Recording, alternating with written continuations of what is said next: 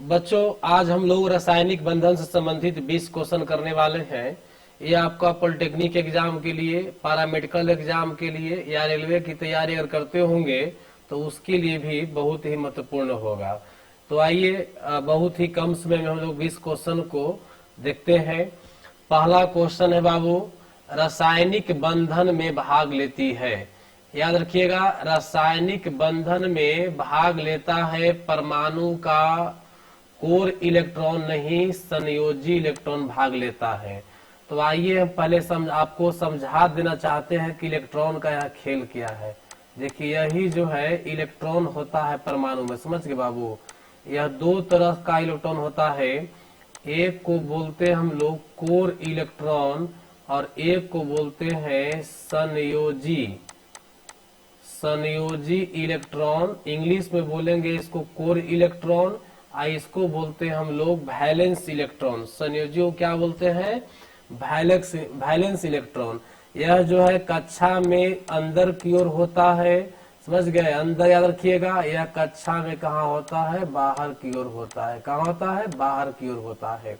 जैसे एक एटम की संरचना को आप देखिए, जैसे मान लो कि यह एटम है और बीच में ही नाभिक है, समझ गए, और इस प्रकार से ही कक्षा है।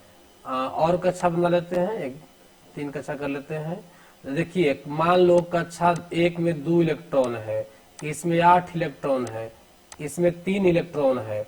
तो सबसे बाहर में जो है, सबसे बाहर में कितना है? 3 गो है। और अंदर में अगर बात करें हम लोग, तो अंदर में बाहर ला छोड़कर जो भी होगा अंदर होगा, कितना होगा? 10 हो जाएगा। इस प्रकार से संयोजी इलेक्ट्रॉन हमारा 3 हो गया और ये जो है कोर इलेक्ट्रॉन कितना हो गया? 10 हो गया। तो क्या आप संयोजी या कोर समझ लिए होंगे? तो याद रखिए बेटा, रासायनिक अभिक्रिया होता है, रासायनिक बंधन अभिक्रिया, रासायनिक बंधन बनता है, तब उस स्थिति में जो है सिर्फ संयोजी इलेक्ट्रॉन मतलब वैलेंस इलेक्ट्रॉन सिर्फ भाग लेता है। याद हो गया, सिर्फ कौन भाग लेगा? वैलेंस इलेक्ट्रॉन भाग लेता है। और नाभिकीय अभिक्रिया होगा तो उसमें नाभिक भाग लेता है। चलिए आइए अब करते हैं क्वेश्चन नंबर 2 करते हैं। क्या आप 2 नंबर का जवाब दे सकते हैं? क्वेश्चन देखिए, जिस परमाणु के बाह्यतम कक्षा में 8 इलेक्ट्रॉन होती है वह क्या होगा? फटाफट बताओ। ऑप्शन ए देखिए, परमाणु अस्थाई होता है ना, परमाणु अस्थाई होता है। इधर है परमाणु अस्थाई होता है, अभिक्रिया में भाग लेगी। इधर होगा अभिक्रिया में मात्र 1 इलेक्ट्रॉन भाग लेगी। याद रखिएगा, जिस परमाणु के बाह्यतम कक्षा में, जैसे मान लो कि हम आर्गन की बात करें, आर्गन 18 का, तो इसका होता है 2 8 8 होता है। तो इसका बाह्यतम कक्षा में कितने इलेक्ट्रॉन है? 8 इलेक्ट्रॉन है बाबू। यह किसी से भी क्रिया नहीं करेगा, क्योंकि यह परमाणु जो होता है क्या होता है? अस्थाई होता है। दैट मीन्स जिस परमाणु के बाह्यतम कक्षा में 8 इलेक्ट्रॉन होगा वह परमाणु क्या होगा? अस्थाई होगा। वह परमाणु क्या होगा? अस्थाई होगा। इसीलिए वह कोई से भी क्रिया नहीं करेगा। और ऐसे एलिमेंट को हम लोग निष्क्रिय गैस, अक्रिय गैस, नोबेल गैस या इनर्ट गैस के नाम से जानते हैं। जिसके बाह्यतम कक्षा में 8 इलेक्ट्रॉन होगा उसको क्या क्या कहेंगे? देखिए, कई के नाम जानते हैं। पहला उसको बोल सकते हो अक्रिय गैस। क्या बोलिएगा? अक्रिय गैस। दूसरा बोल सकते हो निष्क्रिय गैस। क्या बोलेंगे उसको? निष्क्रिय गैस।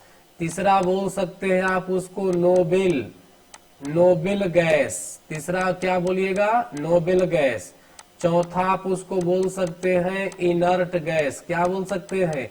Inert gas. और चाहे तो 5वां नाम दे सकते हैं आपको उसको कोढ़िया गैस। क्या कहिएगा? कोढ़िया गैस।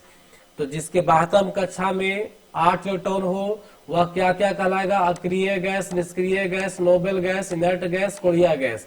और याद रखिए, इसमें एक हीलियम अपवाद है। हीलियम के बाह्यतम कक्षा में 2 ही इलेक्ट्रॉन है, फिर भी यह जो है अक्रिय है, निष्क्रिय है, नोबेल है, इनर्ट है और कोढ़िया है। क्लियर हो गया? अब आते हैं क्वेश्चन नंबर 3 की ओर। 3 का आंसर देखिए क्या होगा आंसर, फटाफट आंसर बताओ। धातु वे हैं जो प्रोटॉन का त्याग करते हैं, जो इलेक्ट्रॉन का त्याग करता है, जो प्रोटॉन का ग्रहण करता है, जो इलेक्ट्रॉन का त्याग करता है। इसमें 2 ऑप्शन बन रहा है, टाइपिंग मिस्टेक हो गई है। धातु वे होते हैं, याद रखिएगा, धातु वे होते हैं। देखिए यहाँ पर जितना भी सब्सटेंस है, मेटल होता है, उसको हम लोग 2 भाग में बांटते हैं। एक बांटेंगे मेटल और दूसरा बांटेंगे इसको हम लोग नॉन मेटल, समझ गए। तो मेटल वाला जो होता है वो इलेक्ट्रॉन, ध्यान दीजिएगा, यह इलेक्ट्रॉन त्याग करता है, और नॉन मेटल जो है बेटा यह इलेक्ट्रॉन ग्रहण करता है। इलेक्ट्रॉन क्या करेगा, ग्रहण करेगा, और मेटल इलेक्ट्रॉन का त्याग करेगा। तो ऑप्शन देखिए, धातु वे है, धातु मतलब क्या, मेटल, अधातु मतलब क्या, नॉन मेटल, अधातु, है ना। तो धातु वे हैं तो क्या होगा, जो इलेक्ट्रॉन का त्याग करते हैं, जो इलेक्ट्रॉन का त्याग करते हैं, ऑप्शन बी बनेगा, समझ गए। अब देखिए क्वेश्चन नंबर 4, बताइए 4 नंबर क्वेश्चन का आंसर क्या होगा, अभी पढ़ा चुके हैं आप लोग को। देखिए अक्रिय गैसों के बातम कक्षा में होते हैं, 2 इलेक्ट्रॉन होगा कि 4 होगा कि 6 होगा कि 8 होगा। देखिए राइट आंसर डी होगा, 8 इलेक्ट्रॉन होता है, क्योंकि हम डिस्कस थोड़ा देर पहले किए थे कि जिस परमाणु के बातम कक्षा में 8 इलेक्ट्रॉन होगा वह निष्क्रिय होता है, वह अक्रिय होता है, वह नोबेल होता है, वह इनर्ट गैस होता है।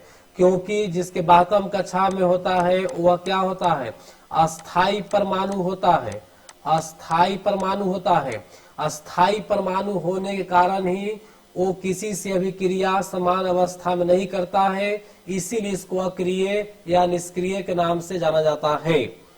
अब देखते हैं क्वेश्चन नंबर 5। चलो 5 का आंसर दो।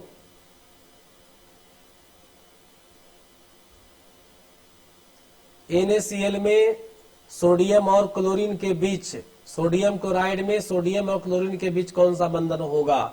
देखिए बंधन 3 होता है, याद रखिए बेटा, बॉन्ड जो है 3 होता है। पहला बॉन्ड होता है आयनिक बंधन, आयनिक बंधन जिसको वैद्युत संयोजक बंधन भी कहते हैं, और दूसरा हो गया सहसंयोजक,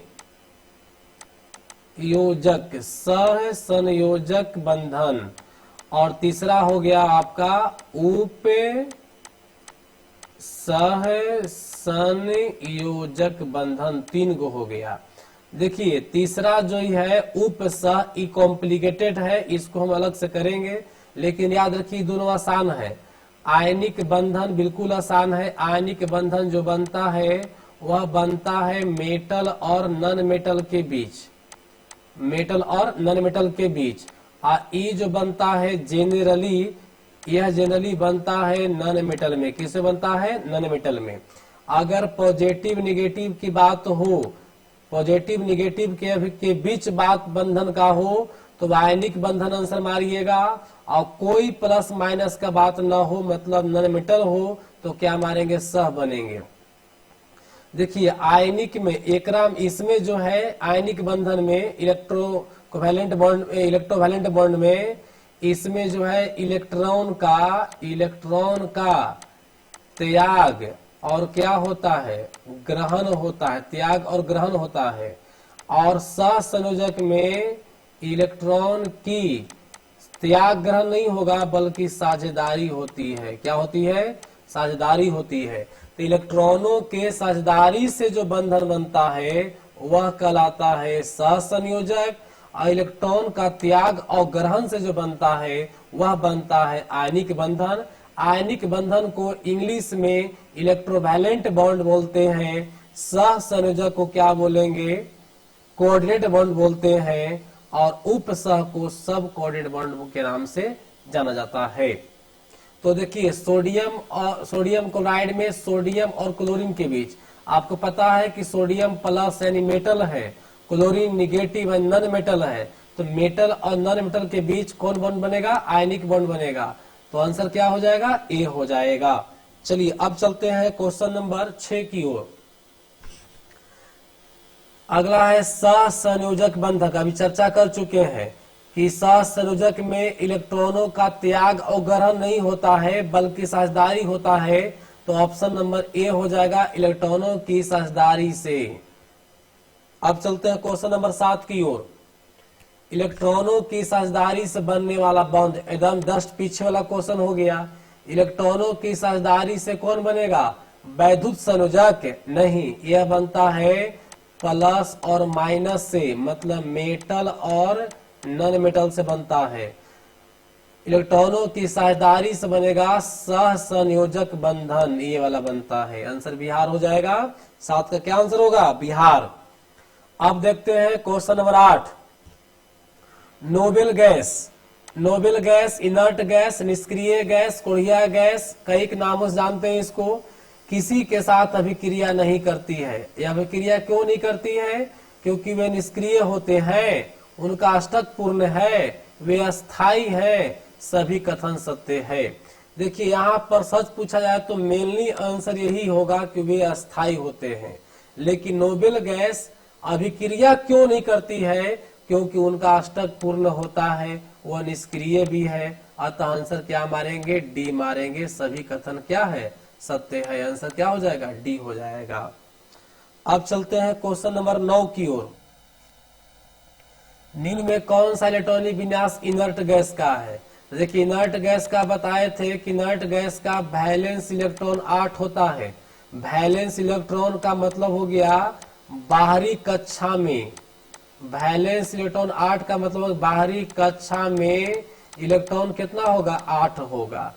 बात समझ रहे हैं? तो चलिए देखते हैं। बाहरी कक्षा 3 नंबर कक्षा। देखिए यहाँ 5 2 कितना हो गया? 7। आंसर ए नहीं होगा। इसमें बाहरी कक्षा 3 1 का ए है, यानी 1 इलेक्ट्रॉन इसमें है, ये भी आंसर नहीं होगा।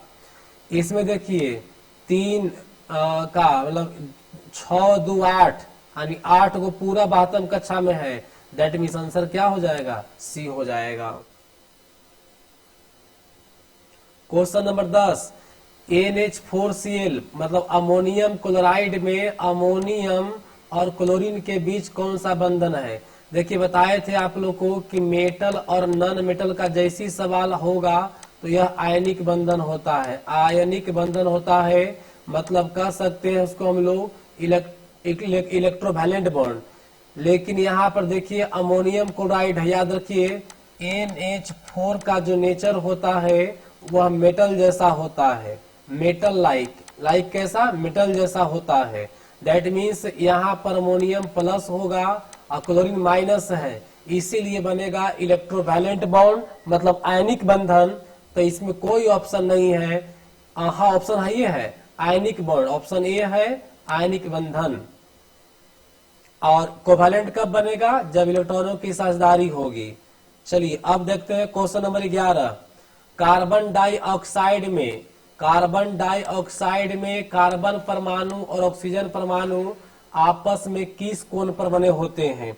याद रखिएगा कार्बन परमाणु का, देखिए कार्बन डाइऑक्साइड का फॉर्मूला क्या होता है? CO2। तो इसमें जो है एक ऑक्सीजन यहाँ होगा, एक कार्बन यहाँ होगा, फिर एक ऑक्सीजन यहाँ होगा।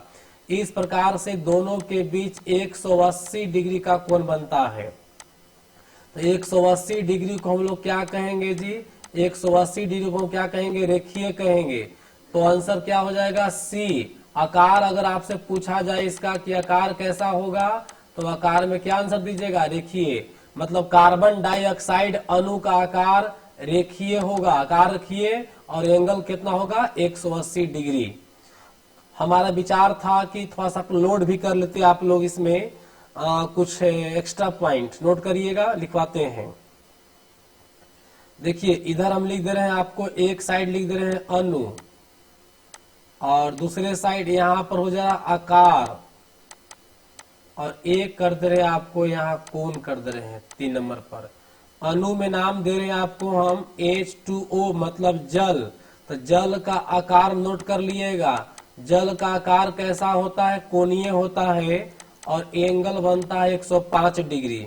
अगर हम बात करें CO2 का, तो CO2 का जो होगा रेखीय होगा, आकार कैसा होगा? रेखीय और एंगल बनेगा 180 डिग्री। अगर हम बात करें अमोनिया NH3 का, तो अमोनिया NH3 का आकार जो होता है वो पिरामिड होता है। पिरामिड कैसा होता है?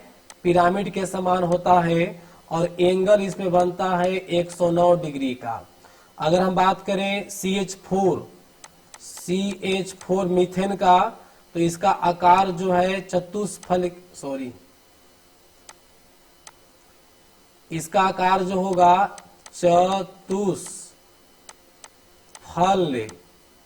चतुष्फलकीय होगा और एंगल इसका बनेगा 109 डिग्री 8 मिनट। इसका एंगल बन जाएगा 109 डिग्री और 8 मिनट। अगर हम बात करें SO2 सल्फर डाइऑक्साइड का, तो इसका जो शेप होगा बेटा, इसका शेप कैसा होगा? कोणीय होगा और एंगल बनेगा 119 डिग्री लगभग 30 मिनट का बनता है। इस प्रकार से आपको जो इम्पोर्टेंट वाला है इसका हम नाम डाल दिए, आप लोग इसको नोट कर लीजिएगा। एक बार फिर से रिपीट भी कर लो। जल का आकार कोणीय, CO2 का आकार रेखीय, NH3 का आकार पिरामिड, CH4 का चतुष्फलकीय, SO2 का कोणीय और एंगल क्लियर हो गया। देखिए एंगल केवल पूछता है CO2 का और जल का, बाकी का एंगल नहीं पूछेगा, लेकिन ध्यान में रखिएगा। नोट कर लो इसको फटाफट।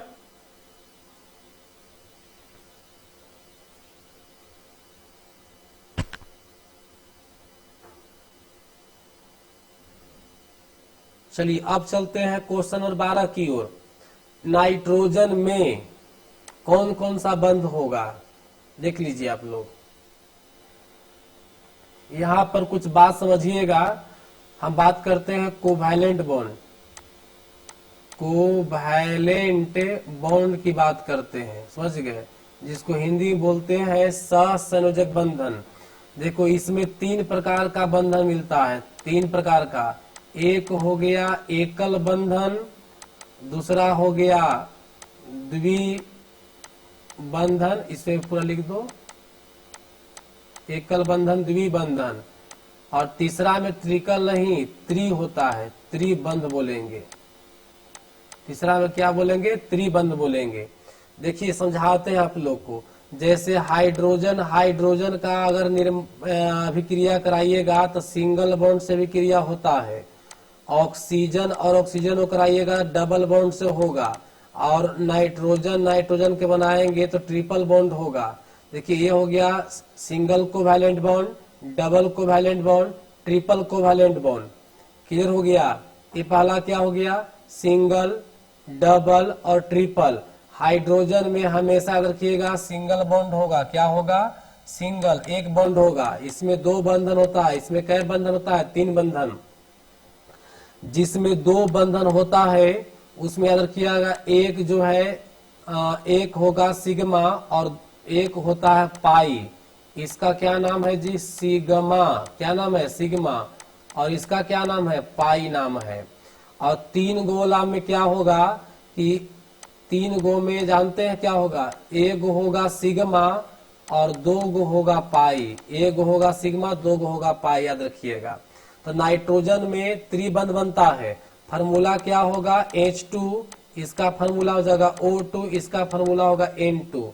तो H2 का मतलब हाइड्रोजन गैस का परमाणु, O2 का मतलब ऑक्सीजन गैस का परमाणु, N2 का मतलब नाइट्रोजन गैस का परमाणु। हाइड्रोजन गैस के परमाणु में सिंगल बॉन्ड होगा, ऑक्सीजन गैस के परमाणु में डबल बॉन्ड होगा और नाइट्रोजन गैस के परमाणु में ट्रिपल बॉन्ड होगा, याद रखिएगा। तो नाइट्रोजन गैस की बात, अच्छा ट्रिपल बॉन्ड में कै गो पाई होगा? 2 गो पाई, एगो सिग्मा। डबल में 1 सिग्मा 1 पाई, याद रखिएगा। तो नाइट्रोजन गैस के लिए कौन सा लागू हो जाएगा? C लागू हो जाएगा। क्या होगा? 1 पाई बॉन्ड और 2 बॉन्ड क्या होगा? सॉरी 1 सिग्मा होगा और 2 पाई बॉन्ड होगा। चलिए आप चलते हैं क्वेश्चन नंबर 13 की ओर। जल में कौन सा बंधन होता है? जल में देखिए, जल में H2O2 मतलब यहाँ पर जो है एक इस प्रकार से एंगल बनता है। ये 2 हाइड्रोजन और 1 ऑक्सीजन होता है। तो यहाँ पर हाइड्रोजन बंध का नाम लेंगे। तो जल में कौन सा बॉन्ड होता है? Hydrogen bond. हाइड्रोजन बॉन्ड याद रखिएगा। अब चलते हैं क्वेश्चन नंबर 14 की ओर। निम्न में किसमें डबल कोवैलेंट बॉन्ड की उपस्थिति है? अभी आपसे चर्चा किए थे कि हाइड्रोजन हाइड्रोजन में एगो, ऑक्सीजन ऑक्सीजन में कैगो, 2 गो, नाइट्रोजन में कैगो, 3 गो। पता है यहाँ क्यों ये होता है? क्योंकि इसमें एक इलेक्ट्रॉन भाग लेता है, इसमें समझ गए। इसमें 2 इलेक्ट्रॉन की साझेदारी होता है, इसमें 3 इलेक्ट्रॉन की साझेदारी होती है। तो डबल कोवैलेंट बॉन्ड किसमें होगा जी? ऑक्सीजन में होगा। दैट मीन्स ऑप्शन क्या होगा हमारा? बिहार होगा। अब चलते हैं हम लोग 15 नंबर क्वेश्चन की ओर। जल के अणु की आकृति होती है, अभी जस्ट चर्चा किए थे कि जल की मतलब H2 की आकृति कैसी होगी, तो कोणीय बताए थे आपको। आंसर ए होगा और एंगल बनता है इसका कितना डिग्री का? 105 डिग्री का। क्लियर हो गया। चतुष्फलकीय याद आ रहा है, इसमें एंगल कितना होता है? 109 डिग्री कितना? 28 मिनट। रेखीय में 180 डिग्री होगा, समझ गए। तलीय का अलग हो जाता है। अब चलते हैं क्वेश्चन नंबर 16 की ओर। क्या आपके पास आंसर है इसका? जब कोई परमाणु एक दूसरे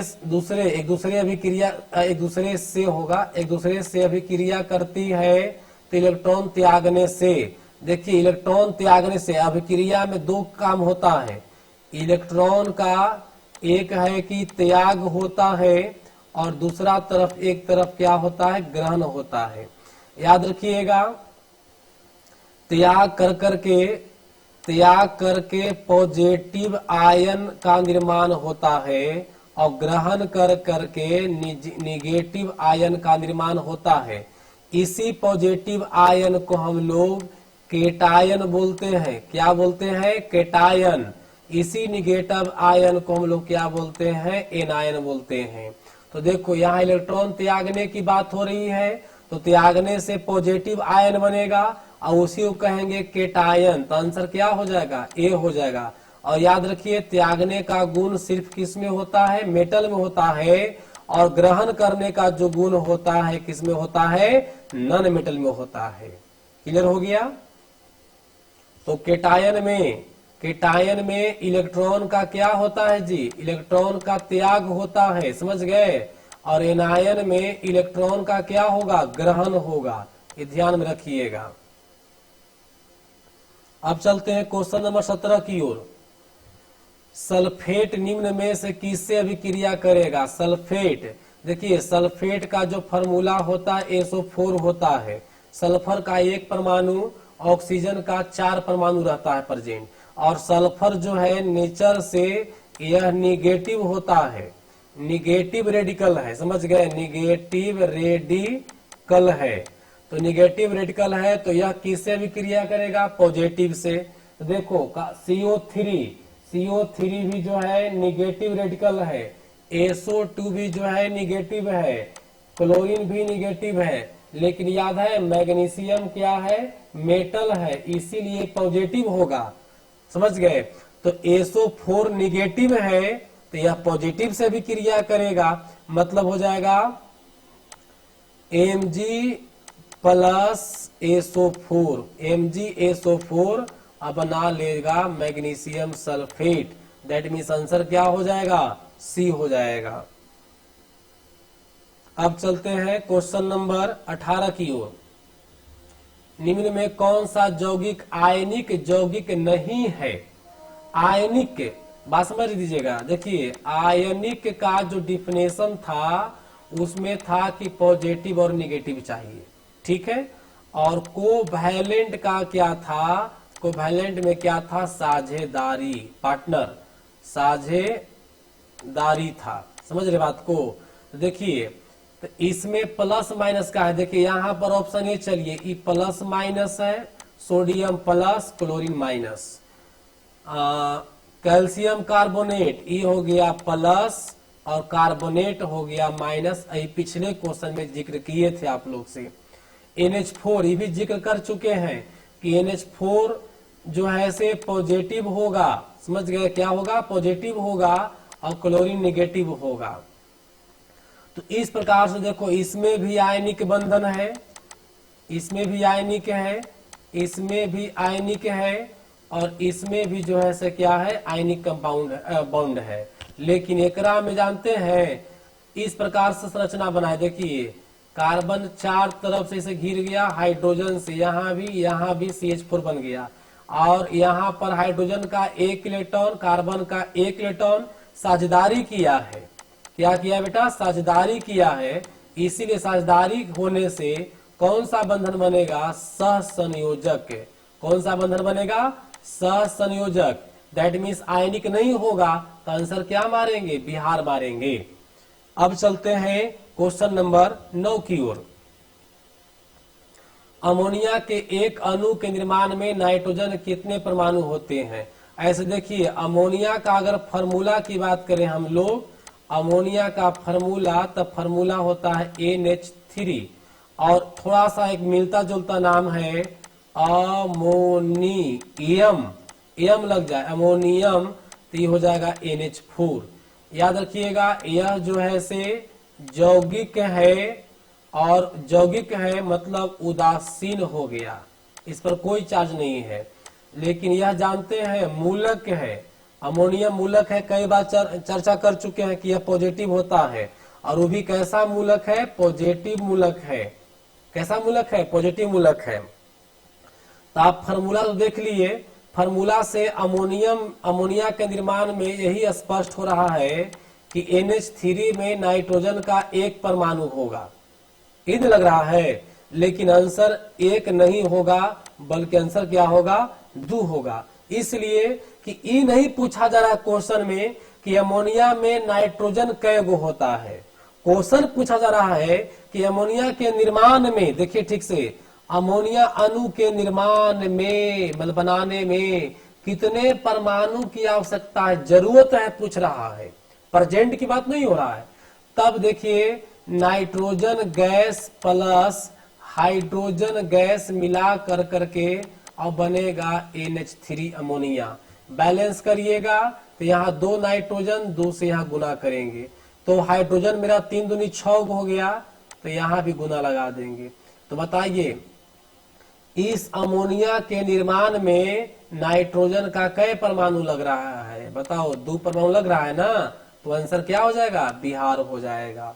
क्लियर हो गया। अब चलते हैं क्वेश्चन नंबर 20 की ओर। CH4 मतलब मीथेन अणु में होता है, कौन सा बंड होगा। अभी फिगर में चर्चा किए थे पीछे हम लोग कि मीथेन ऐसे carbon hydrogen hydrogen hydrogen hydrogen, carbon परमाणु 4 हाइड्रोजन परमाणुओं से जुटा हुआ रहता है, और हाइड्रोजन के बाह्यतम कक्षा में 1 इलेक्ट्रॉन होता है, सब लोग जानते हैं आप लोग। तो एक एक इलेक्ट्रॉन की साझेदारी हो रही है। यहाँ जो है 1 इलेक्ट्रॉन का साझेदारी, 1 इलेक्ट्रॉन का साझेदारी हो रहा है, इसीलिए क्या बोलेंगे, एकल बंध बनेगा। कौन बंध बनेगा, एकल बंध, यानी आंसर क्या होगा, ए होगा। क्लियर हो गया। चलिए बच्चा आज जो है बॉन्ड चैप्टर का 1 से 20 तक कर लिए, इसमें और कुछ क्वेश्चन करेंगे हम लोग अगले क्लास में। यह 20 क्वेश्चन को भली भांति आप याद कर लीजिए, और इसका PDF जो है टेलीग्राम पर डाल दिया गया है।